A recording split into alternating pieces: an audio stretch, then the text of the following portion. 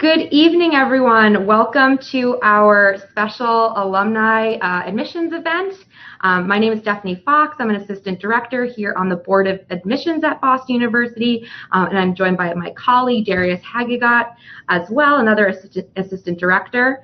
We're going to be talking to you today about the application process here at Boston University, kind of breaking down the process. We'll look at some case studies to show you how we look at our applicants, kind of step by step, and then we will try to open it up to any questions at the end of the 45-minute session, should we have some time. But also, if you have any questions that we're not able to get to your questions, feel free to contact our office, either by email or by phone. Our email is admissions@bu.edu. Our phone number is 617-353-2000, 2300, I should say. And if you are also interested, on June 20th, we will be having a prospective alumni admissions event here on campus. It's a full-day event at our reception center. Feel free to register for the event through bu.edu/alumni.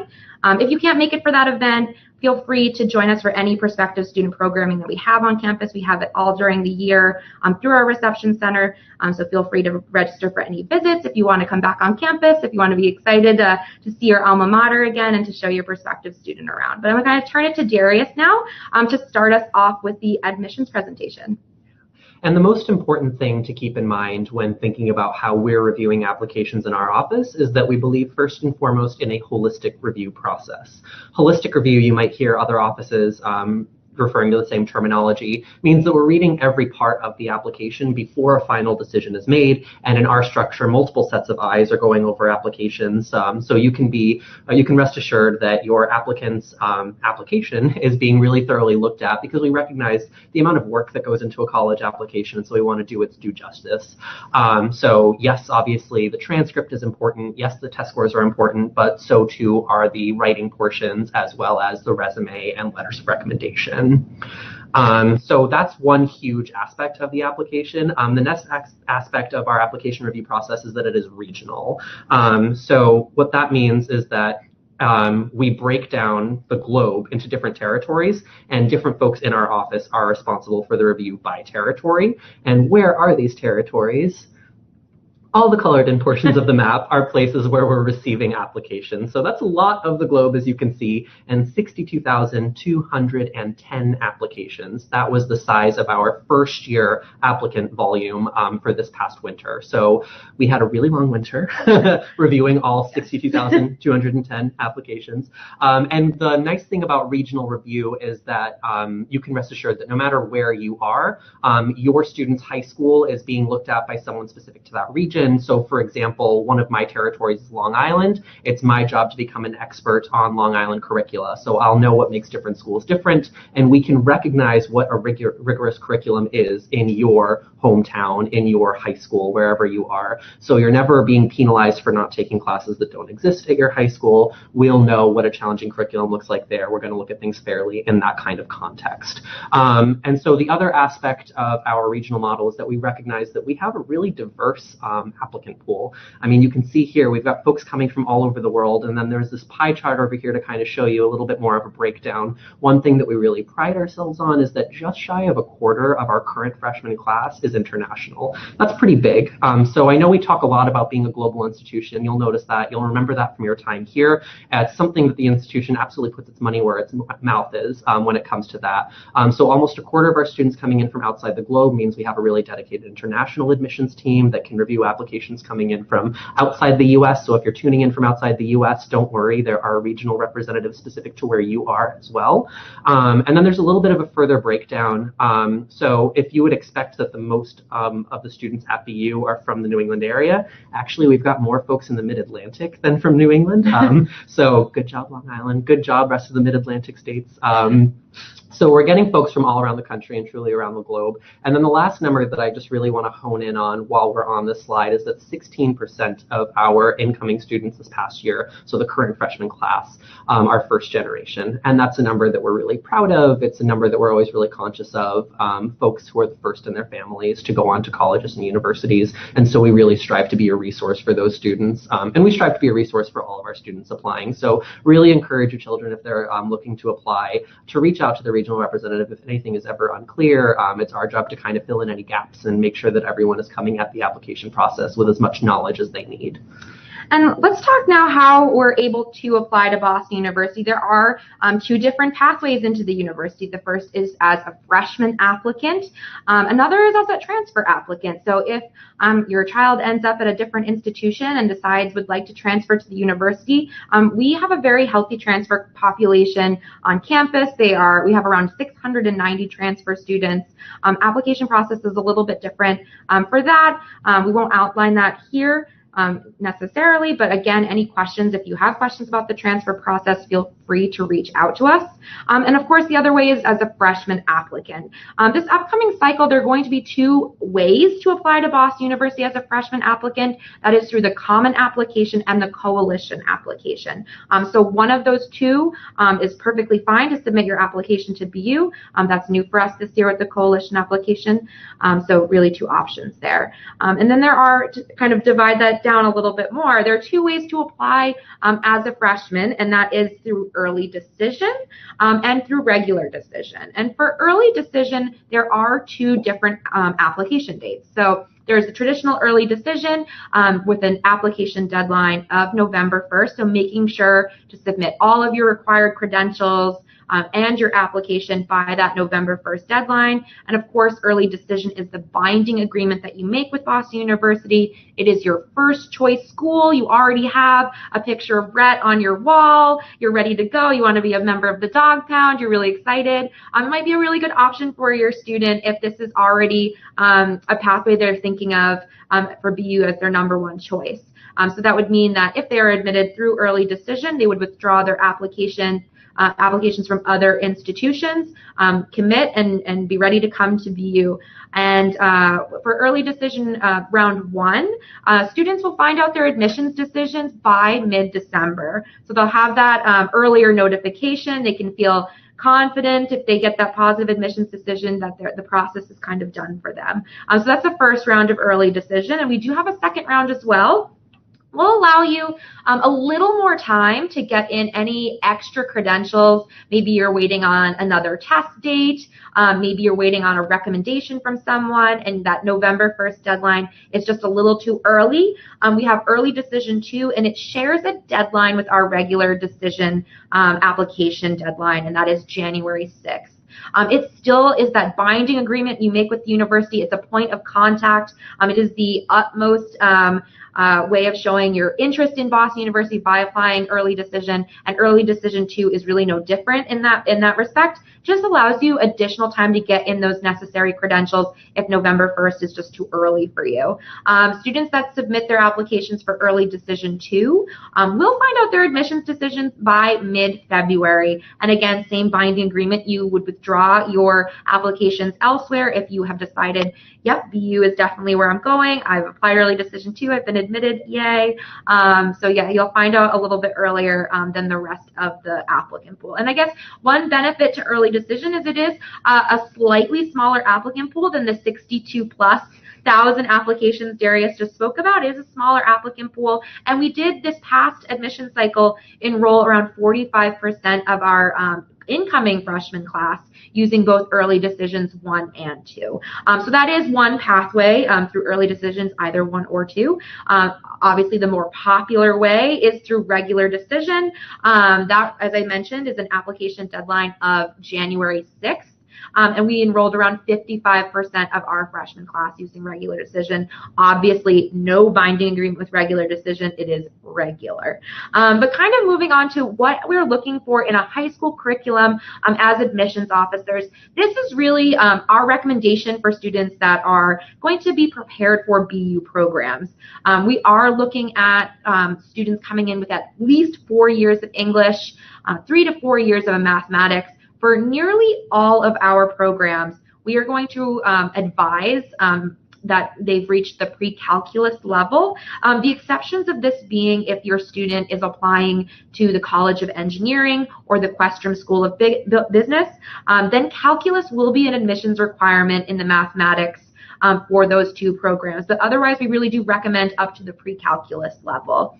We're also going to be looking for those 3 to 4 years of a laboratory science, 3 to 4 years of history and or social science, and 2 to 4 years of a foreign language. Obviously, this is a recommendation. We know that international curricula will certainly be different. Your student might be in the International Baccalaureate Diploma program. They could be in the French Baccalaureate program. Again, as Darius mentioned, we are getting to know your schools, getting to know what courses are available, what are the most rigorous courses.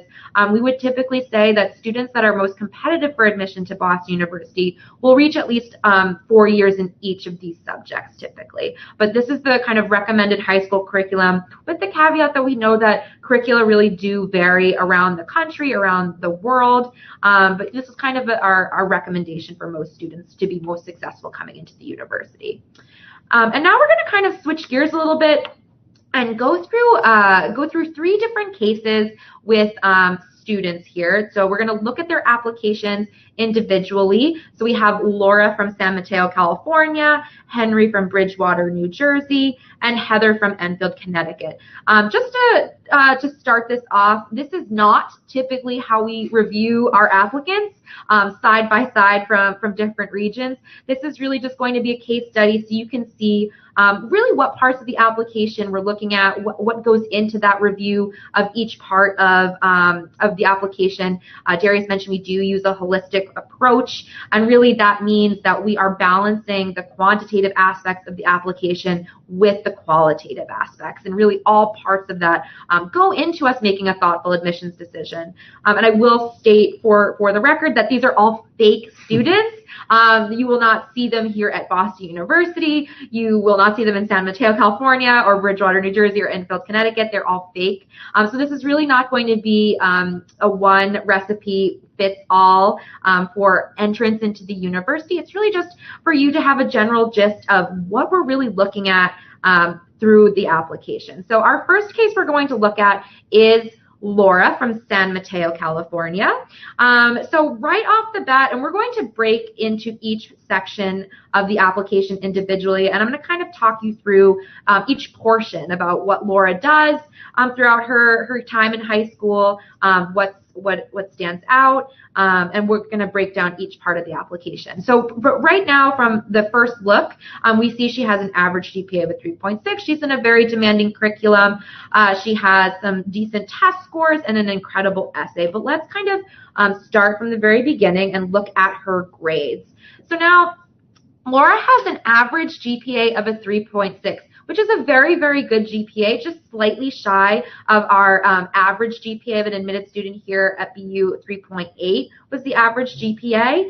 So still very, very good overall GPA, but it's really less about the overall GPA and how Laura got to that overall GPA. So we see her freshman year, she starts off strong with the 3.4, and really from there she just improves. Her last year in high school, slightly back down to the 3.6, but 3.6 again is a very, very strong GPA. 12th grade is typically where we're seeing the most rigorous courses being taken, so this is really not very surprising. She's very consistent. There's really nothing within her GPA that is alarming to me as an admissions officer. She's really continued to improve, and then that final year just remained consistent with her work. Just a slight drop there with the added rigor of her curriculum. So really it is less about that 3.6 overall and how she got to the 3.6. So let's now kind of investigate her curriculum. We're assuming that at Laura's school in San Mateo, California, they do offer nearly all honors and advanced placement courses, and given the looking at the very last 2 years of high school, just because this is typically where we see the most rigorous coursework being taken. But again, we are looking at all 4 years of work, freshman and sophomore year included. But for argument's sake, we're just going to look at typically the most rigorous courses we see students taking. And in the 11th grade, we see that she's doing very well. There are those 5 core academic subjects that I talked about in the recommended high school curriculum. She's doing all 5 core subjects. That is very excellent for us. She's making sure to be in that recommended high school curriculum for her 11th grade. And she's upped the rigor of her curriculum by taking nearly all honors courses and an advanced placement European history. So that is a very demanding curriculum for 11th grade. And for the following year, she does up the ante a little bit there. She decided not to take the advanced placement English course instead, and stayed with the honors track. So didn't really push herself too far in English, but still on a rigorous track nonetheless. She decided to take calculus. She is applying to the Questrom School of Business, so definitely making sure to meet that minimum requirement for mathematics.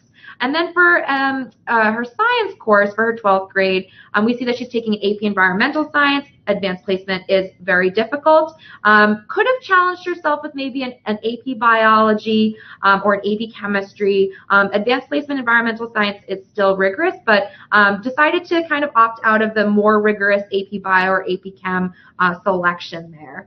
Continued with an advanced placement Social Science, so still maintaining that 4th core subject as well. That's excellent.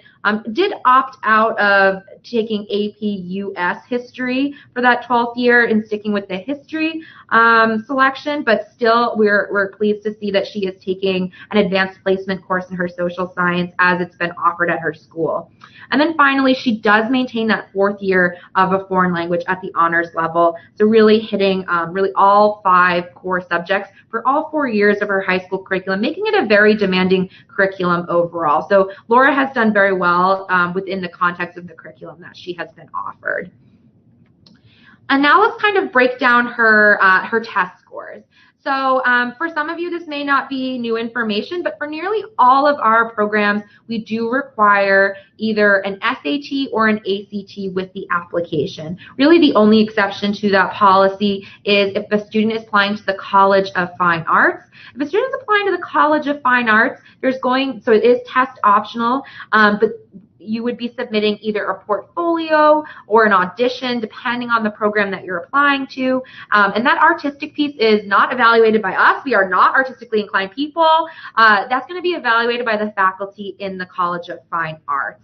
And they will make an artistic determination on the application there. But if you're not applying to the College of Fine Arts, tests are required. We do require, as I said, either the SAT or the ACT. We take both, and we do super score both examinations. So what that means is, say Laura took 2 SATs, and the first time she took it, the writing score was a little bit here, math score was here. The second time she takes it, it's flip-flopped. We're going to take the 2 highest scores, subsection scores, and add them together to give the student a higher score and give them the benefit of the doubt in this process. We were really only going to consider the highest score there. So Laura opted to send us both an SAT and an ACT. For the SATs, she falls slightly below our middle 50% of admitted students. So the average 50% of our admitted students fell between a 1420 and a 1530 on the SAT. And what that means is that 25% of students scored below that and above that. Because as we mentioned, we are looking at more than just the test scores. We're looking really at all parts of the application. So she's still slightly shy of that middle 50% in the SAT. And we see that her ACT is a little bit lower than her ACT is a little bit lower than her SAT. And that middle 50% for ACT was between a 32 and a 35. She sent us both scores. And again, as I said, we're going to give the student the benefit of the doubt. That SAT is a higher score, so we are only really going to be looking at that. Any score that's lower than the highest, we basically don't consider it. We want to make sure we're giving the student the benefit of the doubt. That ACT for us becomes very less important because we have a higher SAT on file. So she does well in her tests. She's a good tester, still slightly shy of that middle 50%. And now we're going to move to the qualitative aspects of her application. And I do like how with this grid, we're trying to quantify a qualitative aspect, but we don't review essays this way. We don't use a graph, but it just kind of demonstrates what we're looking for in the essays. And we do require 2 essays. The first is the personal statement that's part of the application itself. This is really the opportunity for a student to present themselves in their own words, on their own terms. Really let your personality shine through here. Authenticity really resonates with us. So being your authentic self is going to be the best essay. Just given this number of applications that we received, as I mentioned, over 62,000 applications this past cycle. We're not able to offer evaluative interviews as part of our admissions process. So the essay really is the student's opportunity to tell us who they are in their own words. And there's really no wrong way a student can talk about themselves. And we see that Laura has done a very, very good job in the content of her essay, describing herself, and the quality of her writing was excellent. So overall, her essay is very, very good. That content really is based on what we're able to discern who the student is. Again, authenticity really resonates here. If you're a funny person, feel free to be funny. If you're not a funny person, don't try your first hand at comedy here. It's not the best strategy. So really just be your authentic self. We want to get to know the student through the essay, and this is the best platform to do that. That being said, however, this essay is not something a student should be writing the night before it is due, before hitting submit. This essay should take some time, thought, and reflection, and it should definitely have been proofread multiple times by the student, but also maybe by someone they love, maybe by someone they hate. Sometimes when you become a little too familiar with your college essay, you skip over those tiny details that you've become so familiar with. So really proofread, proofread, proofread. This is very, very important before hitting submit. The second essay that we require is the supplemental essay. It's 250 words. Ask the question, why are you excited about Boston University? Being students of alumni, this should be a pretty easy question to answer. For some students, we see that Boston is the main answer, but we are a pretty college-heavy town in Boston. So Boston is great to mention, but also really make sure that the student is bringing it back to why they're excited about BU. What is it about the university that compelled the student to submit an application here? What are they excited about? Did they come see us on campus? Was there something they liked? Did they attend this virtual event? We really want to make sure that the student is excited about the university, and the content of Laura's essay shows that she really knew who she was talking to in that essay. That is a great way for students to stand out in the application process. It is a short supplemental essay, so this is easy to kind of blow by if you're not really focusing on it. It is 250 words, but it should still get attention, reflection, and thought. It is a small part of the application, so easy to bypass. It's a really good thing for students to really put some time and energy into this as well. So we see that Laura really did that here. She had great content of her essay. We got to know her as an applicant. Really exciting YBU. She is excited about not just the Questrom School of Business, but potentially living in Warren Towers her first year. So we definitely know that she knows where she's applying, and not just because Boston is her favorite city, which I wouldn't blame her, it's mine as well. But finally, moving on to her personal highlights. So we are looking at those other qualitative aspects as well. The letters of recommendation, we do require those 2, one from a guidance counselor and one from a teacher. The teacher a student selects should be able to make their transcript come alive to us. What kind of student are they in the classroom? How do they contribute to the classroom environment? What are their strengths? What are their weaknesses, et cetera, et cetera. Really a teacher that's going to be able to speak to the student's abilities as a student. This may not necessarily be the teacher where you got the easy A. It could be the class where you worked really, really hard to even earn a B or B plus, whatever it may be. And the teacher knows from the amount of effort your student put in to that class that letter of recommendation is really going to be a glowing one. So really those are the 2 that are required, one from the counselor, one from the teacher. You're welcome to submit extra letters of recommendation. It's really not a requirement, despite what people may think. We don't necessarily need 15 letters of recommendation. Really just the 2 required are necessary, but if anyone is thinking of submitting anything extra, maybe someone that can offer a new layer to the application. Maybe the student has a mentor, a coach, whoever it may be that will offer a new layer that we haven't already seen yet through the teacher's recommendation, but just some food for thought. And let's see what Laura is involved in. So we are also going to be looking at those extracurricular, co-curricular activities. And why is that? We are looking, as alumni, you know, the BU community is a very active and engaged community here. So this both in and out of the classroom, our students are excited to be involved with campus.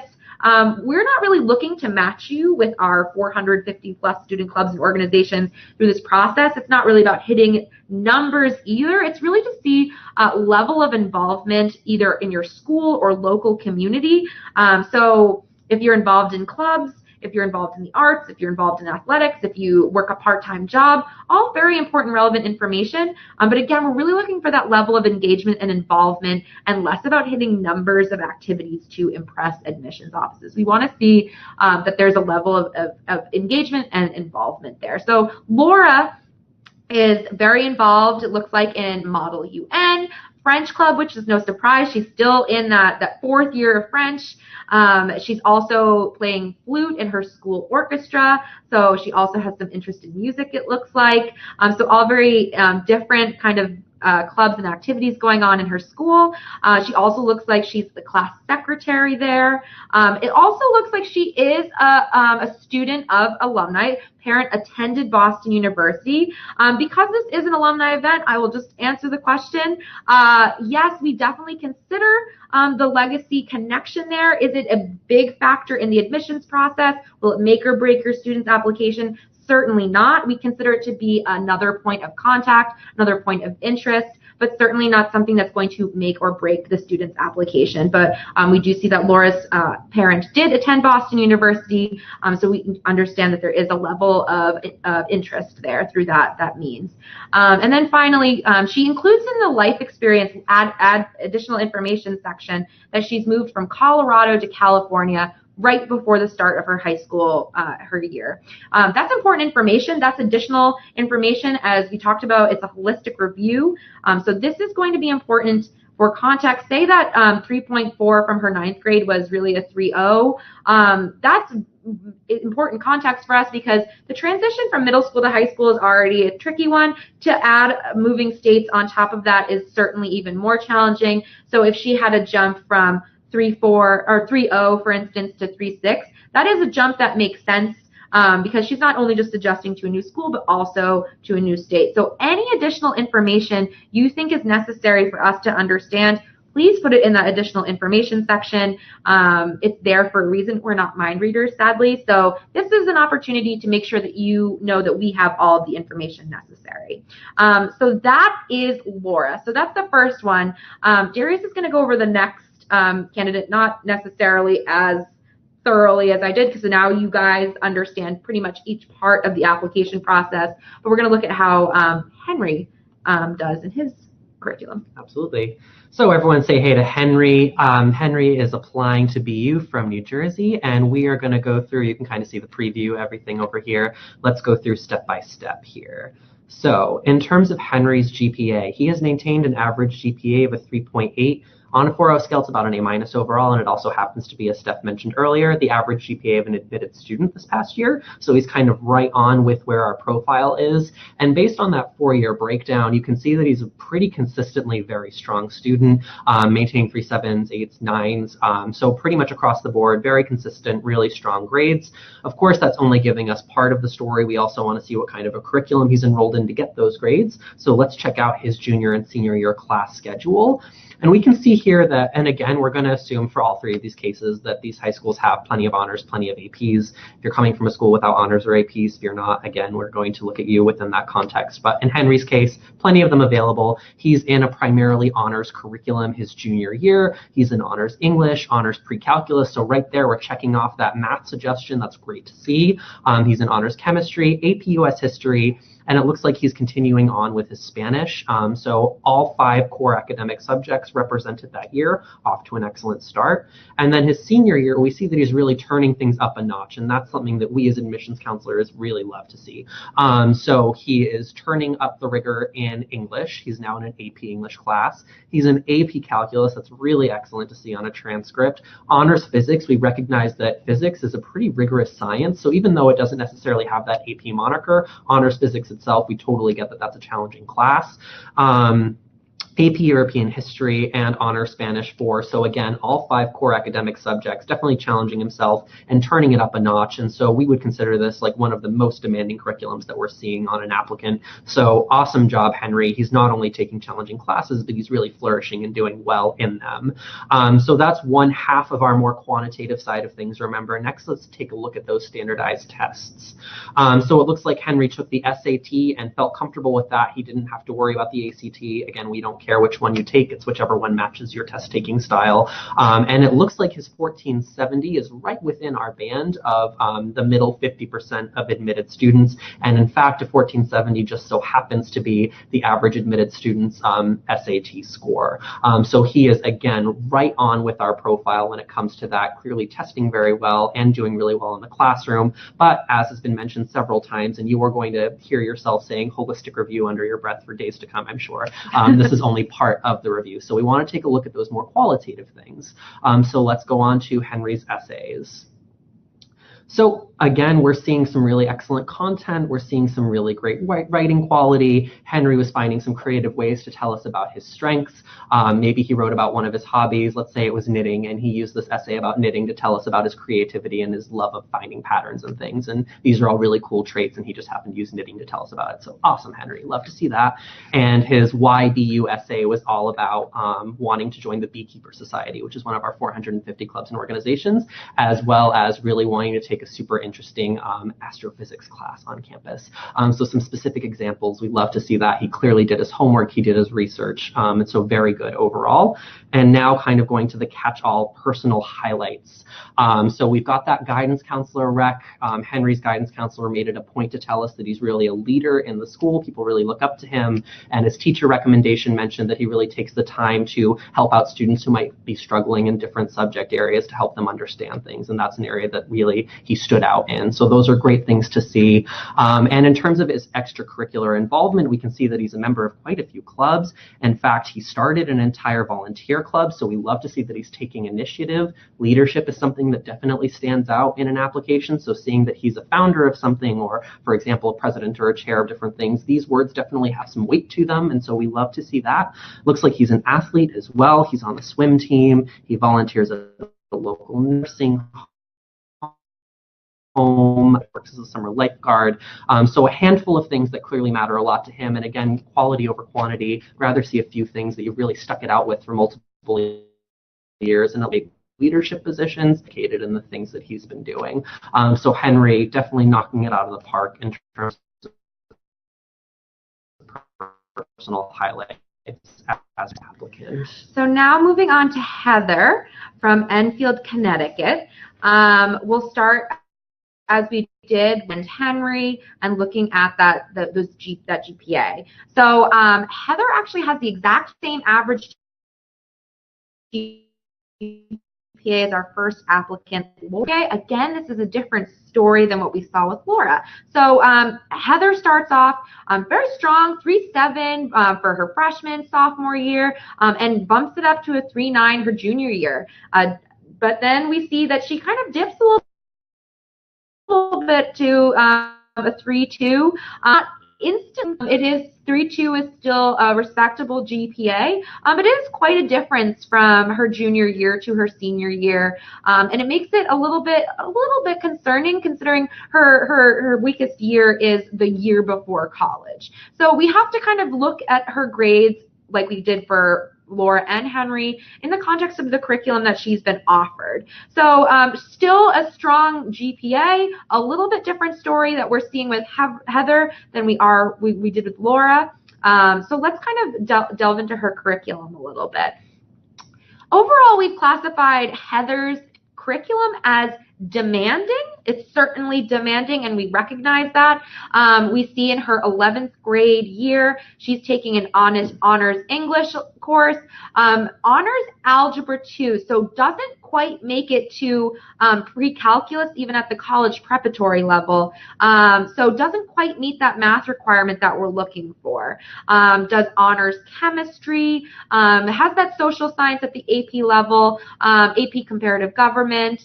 Still a strong class, maybe not as strong as, say, an AP US history or an AP Euro history. Still taking that core subject, though, so that's good to see. And she is taking a language at the 3rd level. There was honors offered. She opted to take it just college preparatory level. So not totally challenging herself that first or that 11th grade year in language, but still sticking with our requirement, which we like to see. And then her final year, she does turn up the rigor in her English course. We do see that she is taking that AP English, which is good. But then for that mathematics, we still don't see even pre-calculus at the college preparatory level. She does opt to take AP Statistics, which is definitely a challenging course, but pre-calculus, honors pre-calculus were both offered at her school. She opted not to take those at our recommendation, so something that is a little bit of a concern to us. She's taking physics, which we recognize is definitely a challenging course, still sticking with the lab science, so that's definitely good to see. Obviously, honors AP are offered. She decided to kind of drop down from that honors chem the year before to standard level physics. So kind of losing a little bit of the rigor there, but again, understanding that physics is a rigorous subject, all things that we're looking at. And then finally, she is also taking that 4th year of a core subject in social science. Again, does drop her rigor down from the honors, from the AP level to the college preparatory level. There were honors and APs offered in this subject at her school, and she did opt to take the college preparatory course. And then finally, she dropped that 5th core subject for creative writing, which while is a valuable class, I think we probably would have preferred to see her stick it out to Mandarin 4. It was offered. So really in some areas, her curriculum has gotten just a little bit weaker, and not due to lack of availability. And we did see that was her weakest year for her GPA was a 3.2. And it is a challenging curriculum, but certainly not as challenging as, say, what we saw with our earlier applicants. She did drop down in a few subjects and dropped one subject entirely. So a little bit of a concern there, but still overall a demanding curriculum. So moving on to her subject test, she really does very well in her test. She's a very good tester, falls right in the middle of the middle 50% of our admitted students for both the ACT and the SAT, a little higher on the ACT. So she's doing very, very well. Again, as we've said multiple times, this is really not the only aspect we're looking at. So yes, she has very, very good tests. So that's something that will work to her advantage, but will it ultimately be the end-all, be-all? We will see. So now moving on to the qualitative aspects. Again, the essay, still a very good essay. Content was a little bit lacking in her presentation of herself. She wrote about her role model, one of her aunts, which is great. She went into full detail in beautiful writing quality about how wonderful an aunt of hers is and how she looked up to her. At the end of the essay, I really didn't get to know anything about Heather. I kind of just wanted to admit her aunt. The essay was really all about her role model. When students do this, we always recommend it's great to write about a role model. Make sure to bring it back to yourself. We are looking to admit you, the applicant, not your role model. So Heather relied very heavily on the role model theme there. And the YBU, she did talk about Boston University a little bit, but it was a little bit more heavy in the Boston department. So again, we love Boston. We're super biased, but again, there's over 60 schools in the greater Boston area. This essay can really apply to any of the Boston area schools that she's applying to. And then looking at her personal highlights, she does very well. Her guidance counselor provides her entire academic history. Mentions in the essay that she advised Heather to take pre-calculus. It looks like that Heather did not really take her up on that recommendation. Teacher writes a glowing recommendation of how she does in her AP English class. That's great. So we do like to see kind of the academic history from the guidance counselor and also from the teacher as well, how the student performs in the classroom. And to see what she's involved in. She's involved in debate team, drama club. She's the editor of her school newspaper, which is great. And she does intern at a local magazine. So she's a very involved student. So we do like to see that as well. So that is Heather, and I will leave Darius to wrap this all up. Absolutely. So we've got all three of our stellar applicants in front of us. And before we go through the specifics of who we would admit, I do want to give you a little bit of context here and say that it's getting increasingly selective to be admitted to BU. In fact, this past application cycle, we saw about an 18% acceptance rate overall. So what that meant more practically for us and our fellow admissions officers is that we had to make some really difficult decisions. And there were a lot of really strong applicants that we unfortunately couldn't offer a seat to in our incoming class. And so that's something that's kind of at the forefront of our minds as we're reviewing these applications and we're making these decisions. So again, echoing what Steph said earlier, this is not how we review applications. We're not actually stacking people up against each other, only picking one out of every 2 or 3 or 4 or however many. We're looking at everyone on their own and assessing if they're a good fit, and again, most often revisiting multiple times. But if we had to pick one applicant out of the 3 that we were faced with, for the 2 of us, we would have to say Henry really knocks it out of the park again. So he is where we are in terms of the numbers by our profile. He's got that 3.8 GPA. He's got that 1470 SAT. He's in the most demanding curriculum that we've seen out of these applicants. But he's not just good on paper. We see that his writing is really good. And remember, he was extremely involved and had some really great leadership. So out of the 3, he really presented a remarkable application. We can't deny that. So he would be offered a seat in this situation. And of course, this isn't to say that Laura and Heather's applications weren't strong as well. And in fact, in Laura's case, remember, she was just a little bit below our profile by the numbers, but she had pretty consistent grades. She was in a very demanding curriculum, so she wasn't afraid to challenge herself. Her test scores weren't that far away from what our profile was. And remember, her writing was really excellent and she was super involved. So Laura's application specifically is one that could benefit from maybe going early decision, because as Steph mentioned earlier, it's a smaller applicant pool to contend with, and so she could really rise towards the top of that and make for a really compelling case in that situation. And unfortunately, with Heather's application, not to say that it wasn't strong, but just given the strength in our applicant pool, given how competitive things were going, we likely wouldn't be able to make Heather an offer of admission for an incoming class. And so that's kind of how we would shape things up, just based on the numbers that we're looking at, the ever-increasing interest in BU, and just the strength of the classes that we're enrolling at the time. Absolutely. And so kind of to wrap up this portion before we take a few questions, it looks like we're about to run over a little bit, so I'll move through this pretty quickly. Is the financial assistance piece. So we understand that BU is a financial investment in your students' education. There are a couple ways that we're helping out with that. The first is through need-based financial assistance. The FAFSA and the CSS profile are due at the time of the application deadline. So if you're applying early decision first round, the FAFSA and CSS profile are due November 1st, just like the application. The same is true if you're applying early decision 2 or regular decision. Application deadline is January 6th, as is your FAFSA and CSS profile, due January 6th. We did offer over $50,000 in financial aid, and we do offer what is the BU Scholarship Assurance Program, which means that the financial aid package you're given as a freshman is guaranteed for all 4 years. So that way you can really plan for all 4 years of your undergraduate experience.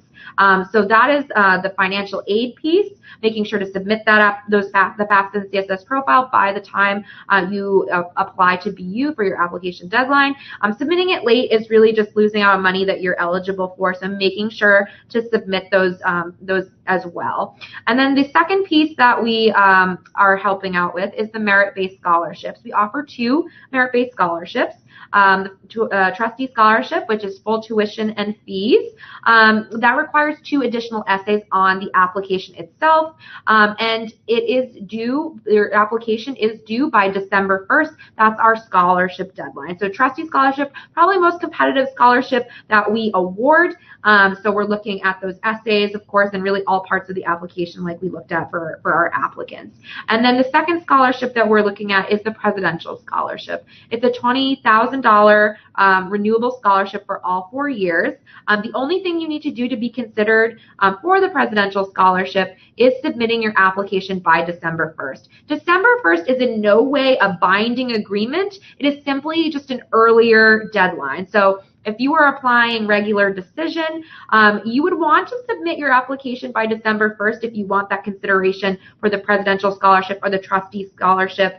It does not mean you're bound to BU in any way. I get that question a lot. Earlier submission, does that mean it's an early decision application? No, absolutely not.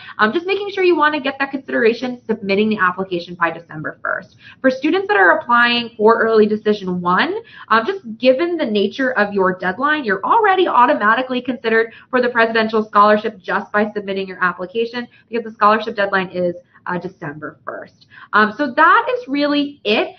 We are running a little tight on time, but we can take a couple of questions from you guys right now before we say goodbye.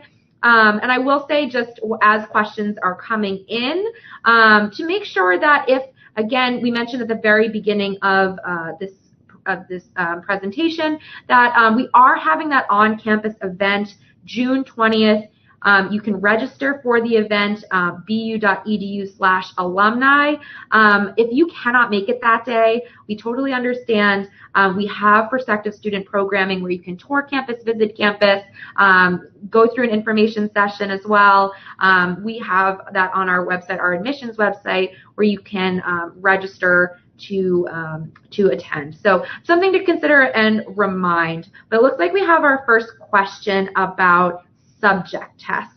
Are subject tests required is the question. The answer is no, subject tests are not required.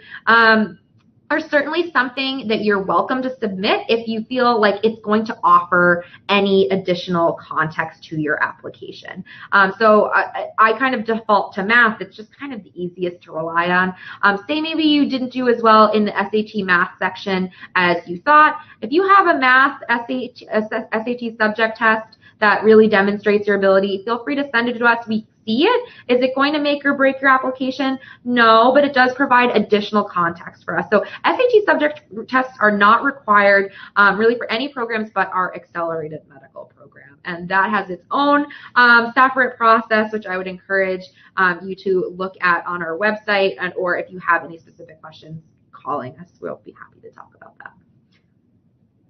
Like we have a second question. Yeah. So our second question is how to stand out in the applicant pool. And that's one that I know I get a lot when I'm on the road as well, especially given how competitive things are getting. You want to make sure you're given that fair shake. And I promise you, we are looking at everything. And it all comes back to that holistic review, like we mentioned earlier. We're looking at all pieces of the application. We're looking at any additional context you're offering us. In addition to all of that, we are tracking level of contact with BU.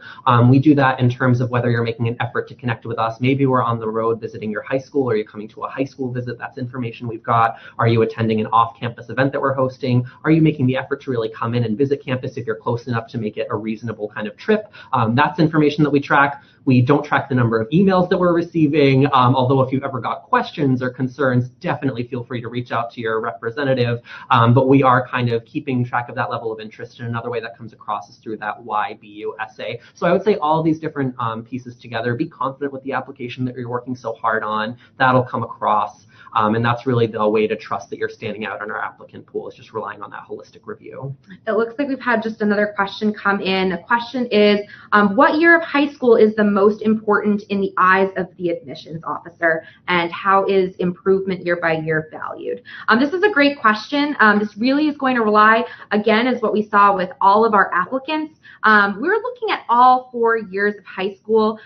We are looking at all all 4 years, but we know that really towards the end of the high school curriculum are where we're seeing the most rigorous courses. That's not to say that we value only senior year and not freshman year. We want to see a student has been consistent in their coursework, has improved with the rigor of their curriculum as well. We do value that consistency and improvement year to year. So there is not just one year that is the most important. Really, all 4 years are important. It's all part of our holistic review.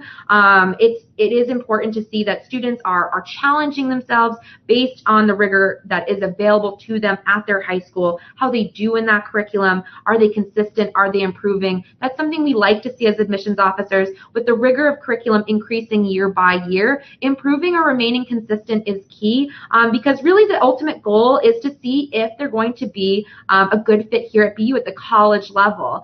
So that is why we were looking at that and why we value improvement, why we value consistency with the increase of rigor. So really there's not a most important year that we're looking at. We like to say, I know there's a myth that goes around about junior year being the most important year. Yeah, that's true until senior year. We do look at those senior year grades before making an admissions decision as well. So don't let that myth affect your students, that senioritis can be hard to fight. We encourage fighting of senioritis to the best of your ability, but really we do value that improvement year by year and the increase of rigor in the curriculum where available. And it looks like we have gone over again. If you have any questions for us, feel free to contact our office. We are here 9 to 5 Eastern Standard Time via phone. Our number, as I said at the beginning, is 617-353-2300, or also admissions@bu.edu. Feel free to reach out if you have any questions. And again, just hopefully if you can make it for that Perspective on-campus alumni event June 20th, feel free to register. But we look forward to seeing you on campus, whether it's that day or not. And we do thank you all so much for tuning in and joining us tonight and getting some of your questions answered. Again, feel free to reach out if you have any more. Thank you so much.